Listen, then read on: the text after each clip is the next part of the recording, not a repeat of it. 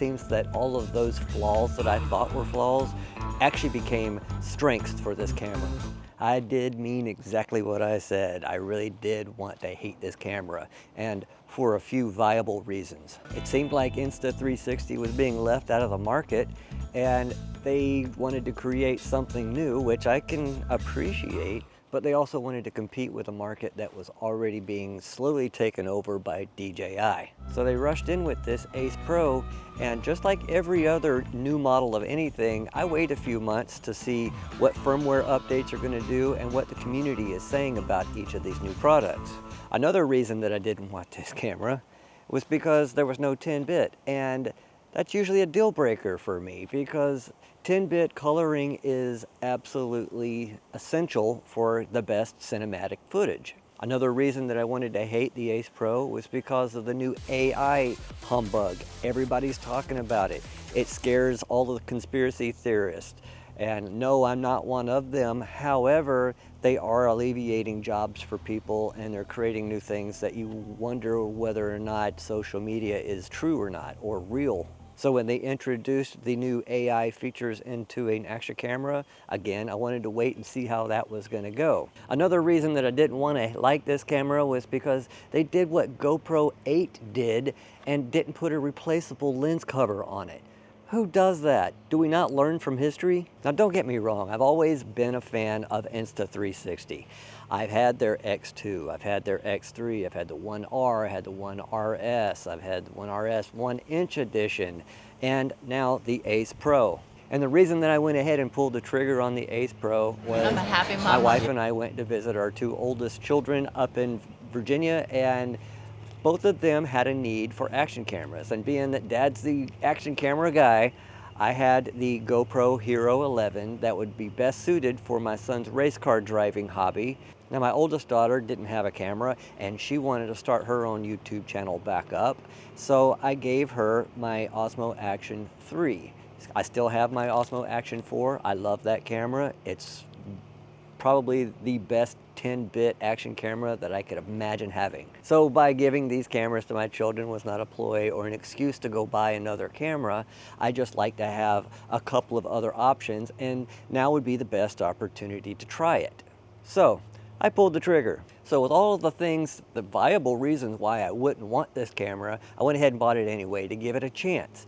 And you know what? I'm kind of glad that I did, because it seems that all of those flaws that I thought were flaws actually became strengths for this camera. Let me explain. But before I do explain, I do want to mention that there is one feature on here that put this thing on a whole new level of a feature that I've always wanted, and I didn't have to buy new accessories to make it happen. But I'll share that closer to the end of the video. Now, first off, I have to talk about the flip screen. I thought it was going to be a disaster, but I haven't heard of anybody breaking them or breaking them off or affecting the waterproof. You still get 10 meters of waterproof with this thing, with the screen open or closed. It doesn't matter, and they did a great job with it. But the biggest contribution of this screen is being able to partially fold it up to use it as a stand, to get your camera at the right angle, or hang it on something, on a rail or something like that. Or better yet, use it as a webcam and fold the screen over the back of your monitor, and boom, it's hanging there. You use it temporarily. I don't use webcams a lot, but when I do, I want it to be simple, and this checked that box. The lack of 10-bit was very concerning for me, but at the bit rate that it does shoot at, it really doesn't seem to be a contributing factor. I don't see banding like I do in a lot of 10-bit. Now, it's only going to be allowed for light color grading. However, the log or flat profile in this camera actually looks like something that like a style that a lot of YouTubers go for, and that's a little bit more dulled down and less saturated video. So it would only take a minor tweak here or there to really fine-tune that and make it look good. So 10-bit is really not so much of a flaw, because it saves file sizes, it allows you to record longer, it doesn't let the camera overheat as many of the other cameras do, and it's just easier to work with. Now let's discuss those AI features, because it is a trendy thing. It's new, it's popular, it scares some people. I wanted to see how this was going to go, and I thought that it was going to be something that was rendered in camera. So the biggest contribution to this having AI is you can take the files out of the camera, but you have to upload them in the app and let Insta360 render and create your new 4-second creation, and then they send it back.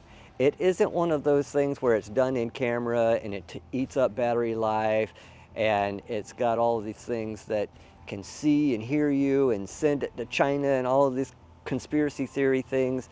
And it's not taking up the space on your device. So when you're sending it, you know, it's really out of your hands, and it doesn't really have a lot of that personal information that is so concerning that I thought that was going to be a deal breaker for me. It actually helps a lot. And then they limit you to how many you can do per day. So it's changed a couple of times, so I'm not going to quote that because it could probably change again within the next month or so.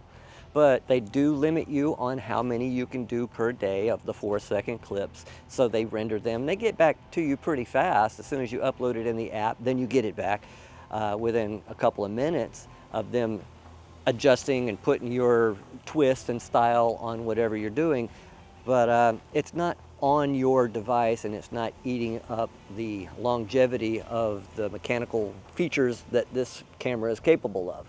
Now, regarding the lack of the replaceable lens, Insta360 came back and said that within the first 12 months of you purchasing it, whatever you do to that lens, they will replace that for you. So you can just send the whole camera in to replace it. Now there are people that are buying little things that can twist this off, and it seems like it would be forced. I tried to do it freehand, and it was, you know, a little hard to do, but then there's some disclaimers on a lot of these new replacement lens guards that say, you know, that it can affect your waterproofing. Well, that's why you send it in. You don't buy aftermarket lens guards for this. So you're pretty much voiding your warranty, because as soon as they notice and you send it in that you've snapped it off and you put something else on there, they're gonna know, and you're gonna void your own warranty. I could be wrong. Let me know down in the comments what you think. But I must tell you that my favorite feature so far on this camera is the ability to just hit the record button, to pause the recording, and then get my thoughts together, because I'm a terrible vlogger, and read my notes, because I have them right here in my back pocket and I keep breaking them out. But I can hit the record button and then hit it again, and it resumes instead of having all this dead space, large file sizes. So the one file that I go in and edit is going to be everything that I said today, with all the intended clips that I wanted to be in the video. Winner! Having that flip screen, whoa, I mean, it is awesome. I didn't know how much I was actually going to enjoy having the flip screen, but it is a game changer. I love the flip screen. I don't hate it anymore. I don't hate you, Ace Pro. I don't. He's a pretty Ace Pro. Yes, he is. Will you stop petting your camera? But back to what I mentioned in the beginning of the video, there's one feature that I was really excited about. That is being able to put telemetry data on any of my Insta360 style camera videos. The best part about it was I didn't even have to use my phone. I used my Apple Watch, and I'm gonna make a video on how to sync all of that stuff up, but using the Apple Watch, as I had my camera mounted on the top of my vehicle, and I just hit record on my watch, and I could hear the roof vibrate because it was on vibrate to let me know that it had begun recording. And I just drove around a very short little route around my neighborhood.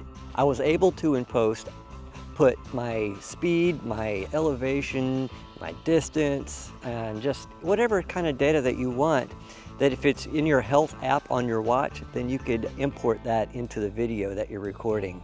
It's really cool.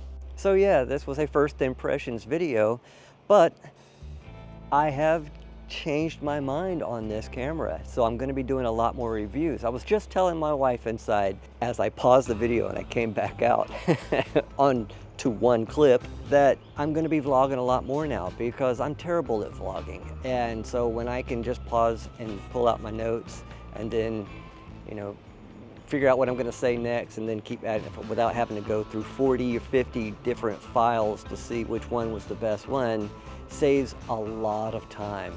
So expect more. If you haven't already, make sure you subscribe, keep an eye out for more, and hit that like button and notification bell. And I've got a lot of other videos out there, and I've got a list of like 20 videos that I've got to create within the next few months that I think you're really going to enjoy. So keep an eye out, and I will talk to you all in the next video. Bye.